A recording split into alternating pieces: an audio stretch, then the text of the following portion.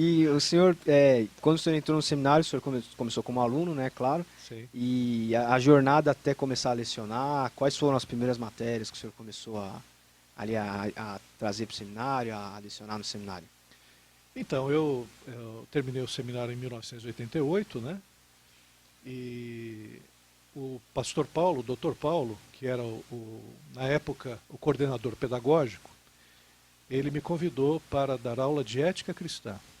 Meu professor tinha sido o pastor Carlos Grassi, ele estava no interior, estava difícil para ele ir ao seminário, Uhum. e eu acabei substituindo. Então comecei com ética cristã. E naquela dificuldade, né? Porque você sai do seminário e a gente foi aprendendo na marra. Dr. Paulo que foi me orientando com bibliografia.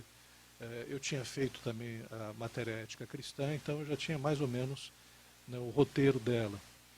E depois, um outro pastor, muito querido também, que era professor de grego, o pastor Adauri, ele dava aula de grego e aula de história da igreja. E ele também teve que se ausentar. Ele foi para uma carreira jurídica, ótimo professor também, e eu acabei assumindo a cadeira de História. Isso porque eu já estava fazendo História também. Eu já estava fazendo a faculdade de História na Universidade de São Paulo, e aí eu fui convidado pelo Dr. Paulo também para lecionar essa disciplina. Então, no seminário nosso, eu fiquei sempre transitando nessas duas disciplinas. Às vezes em teologia contemporânea, às vezes em outra área de teologia, mas as matérias principais foram sempre essas. Assim, a matéria de ética, ela trata uns assuntos assim bem espinhosos, né? Sim, Porque você tem a ética um e a ética 2 sim, que a gente chama hoje de ética um e ética 2, né? Uma trata mais do âmbito do indivíduo, né, pessoal, e outra é mais a relação social, digamos assim, né, entre as sim. pessoas, dilemas. O senhor encara, hoje, do jeito que a sociedade está hoje, a gente tem muitos problemas éticos de muitas maneiras, né?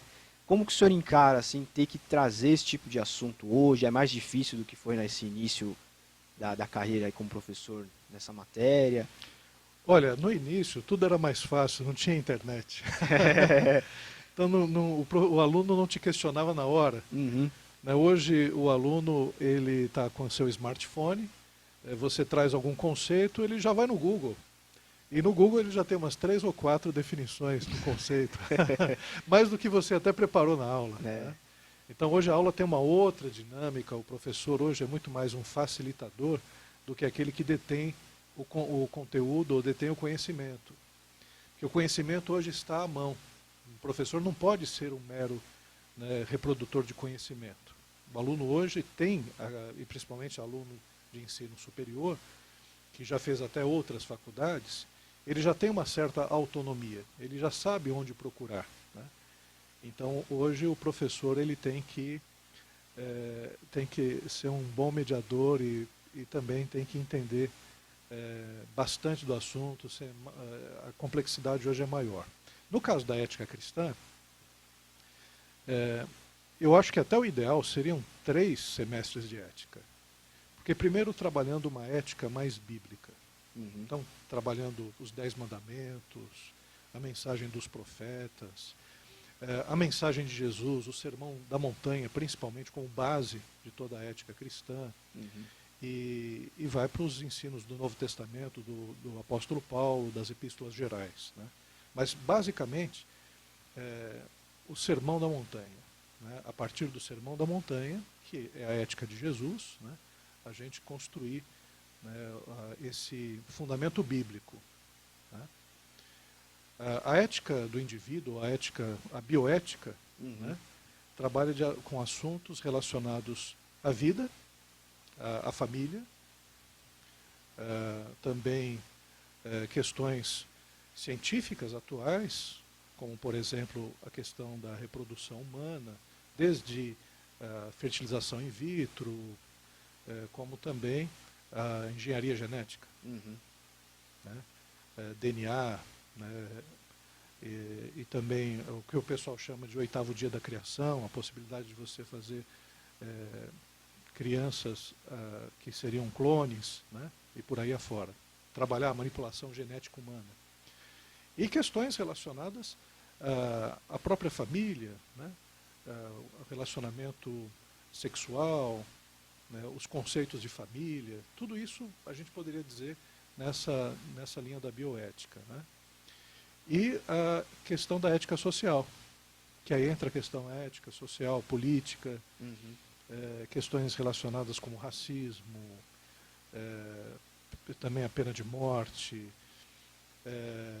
questões políticas, né? Tudo isso envolve um conhecimento específico de cada tema e também entendendo que hoje não existem, na ética cristã, temas apenas no preto e no branco. Tem temas que são mais fáceis da gente discorrer e trabalhar, mas tem alguns temas que têm tons cinzentos. Esses dão problemas. Algumas coisas elas afloraram muito nas décadas Sim, para cá, né? Nas últimas sim. décadas. Essa questão mesmo de racismo veio mais à tona, né? Questão de gênero, que Sim, são assuntos bem porosos. E assim, querendo ou não, isso entra na igreja, porque hoje você começa a sim, ter, né? perfeito. As pessoas vêm de outros lugares para dentro da igreja e vêm, às vezes, com essa mentalidade, precisa ser corrigido, né? E com relação, assim, a esse período que a gente vive da pandemia, o senhor relaciona, assim, a questão ética, da ética cristã, com esse problema que a gente tem vivido de alguma forma? Não sei se entra aí esfriamento da igreja, ou como que o indivíduo lida, como que as pessoas vão lidar com esse problema desse vírus, de não poder sair de casa, de não poder frequentar culto. Olha, a questão da pandemia na igreja, a gente tem que trabalhar de alguns pontos de vista. Por exemplo, no ponto de vista histórico, a gente tem que aprender com aquilo que já aconteceu no passado, né, outras epidemias e pandemias que aconteceram, e como é que a igreja se portou. Por exemplo, no passado, no começo do século, do século retrasado, né, no século XX mesmo, século passado, no comecinho do século XX, a gente vê que a igreja ela era praticamente um hospital. Era a igreja que cuidava de doentes.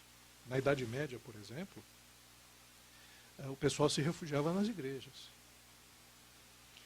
E, então, hoje a igreja tem um papel importante? Tem, porque claro que hoje nós temos hospitais, né, e a parte física está bem contemplada, mas, no entanto, a igreja ainda é um socorro para as pessoas, na parte psicológica e espiritual, né?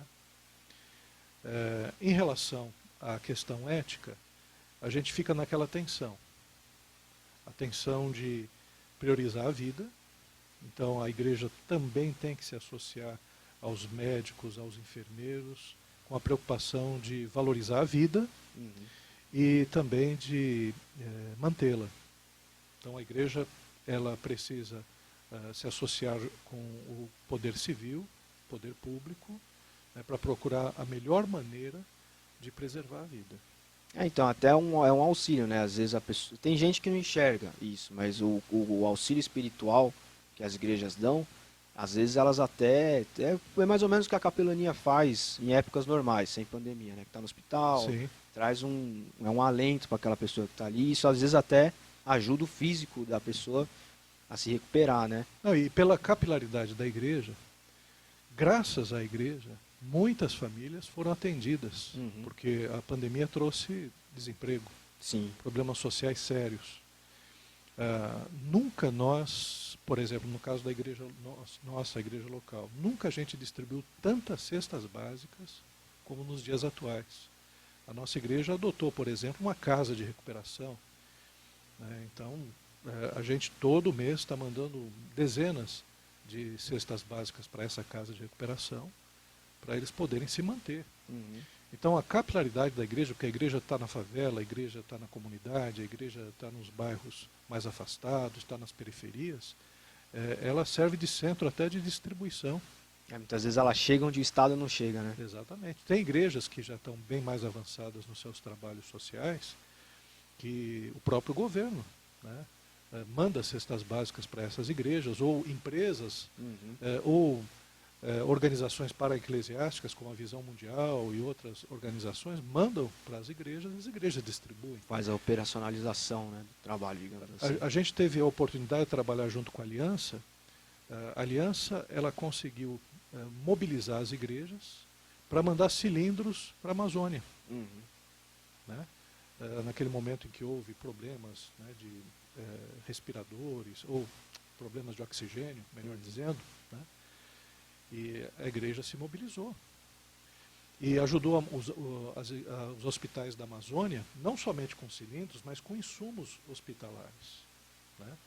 E depois que depois a prefeitura, o governo se organizaram melhor, tocaram adiante. Uhum. Mas num momento de emergência, a igreja pôde auxiliar bastante. Então esse é um papel importante, né? Uma questão de comprometimento da igreja com a sociedade, uma forma de servir. Uhum. Sim. Né? E é um trabalho que muitas vezes as pessoas não veem, né? Não vem. Às vezes o cara pega só os piores exemplos, né? Fala, o padre pedófilo, o pastor que roubou, não sei o quê, e não enxerga esse outro lado da igreja, que é assim, é um trabalho que não é visto às vezes, né? É visto por quem recebe a cesta básica, mas não ganha aquele holofote como o escândalo, digamos assim, ganha. Sim.